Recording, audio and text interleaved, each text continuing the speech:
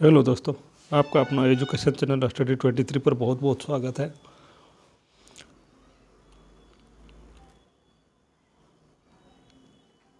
आज इस वीडियो के माध्यम से बहुत प्रश्न को लगभग 30-40 प्रश्न को देखने वाले थे।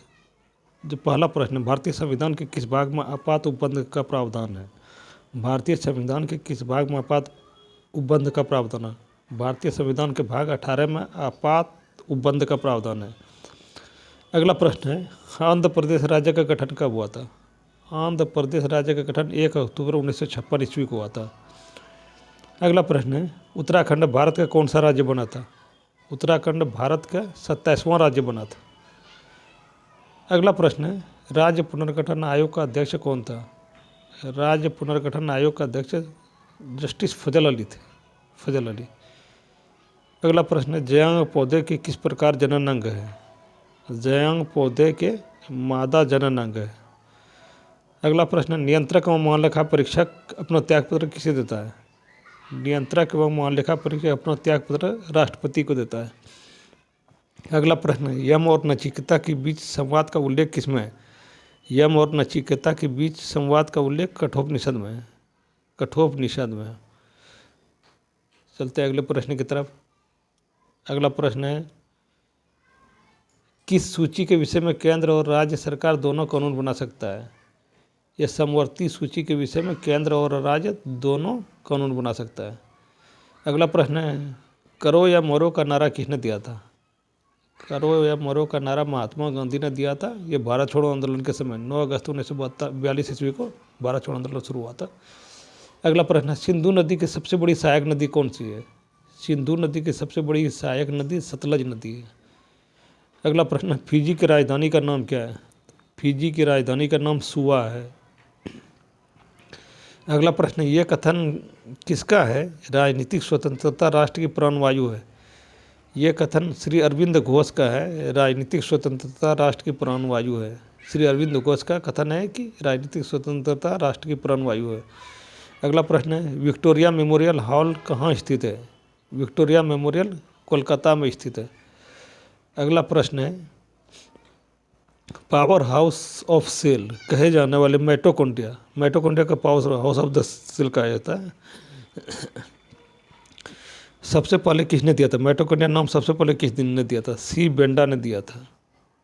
माइटोकॉन्ड्रिया को power house of the cell भी कहा जाता है। अगला प्रश्न है, पारसेक किसका मात्रक है? पारसेक किसका मात्रक है? पारसेक जो है दूरी का मात्रक है। पारसेक दूरी का मात्रक है। अगला प्रश्न है, गेटवे ऑफ इंडिया का निर्माण किस वर्ष की गई? गेटवे ऑफ इंडिया का निर्माण किस वर्ष की गई? 1911 ईस्वी में। गेटवे ऑफ इंडिया का निर्माण 1911 ईस्वी में किया गया। अगला प्रश्न है, आप लोग ये बताएंगे गेटवे ऑफ इंडिया कहाँ है? कमेंट बॉक्स में। अगला प्रश्न है, खुदा बख्श ओरिएंटल पब्लिक लाइब्रेरी कहाँ स्थित है? खुदा बख्श ओरिएंटल पब्लिक लाइब्रेरी पटना में स्थित है। अगला प्रश्न है, कीनन स्टेडियम कहाँ स्थित है? कीनन स्टेडियम जमशेदपुर में। कीनन स्टेडियम कहाँ स्थित है? कीनन स्टेडियम जमशेदपुर में। अगला प्रश्न है, गेमेक्सिन किसका रासायनिक नाम है? गेमेक्सिन बेंजीन हेक्साक्लोराइड का रासायनिक नाम है। अगला प्रश्न है, गौतम बुद्ध सर्वप्रथम धर्म उपदेश कहाँ दिए थे? गौतम बुद्ध ने सर्वप्रथम धर्म उपदेश सारनाथ में दिए थे। अगला प्रश्न है, भारत की पहली महिला राज्यपाल कौन थी? भारत की पहली महिला राज्यपाल सरोजिनी नायडू थी। ये उत्तर प्रदेश की राज्यपाल बनी थी। अगला प्रश्न है, इंडियन स्पेस रिसर्च ऑर्गेनाइजेशन कहाँ स्थित है? ISRO. Indian space research organisation कहाँ स्थित है? बंगलुरु में। Indian space research ISRO. अगला प्रश्न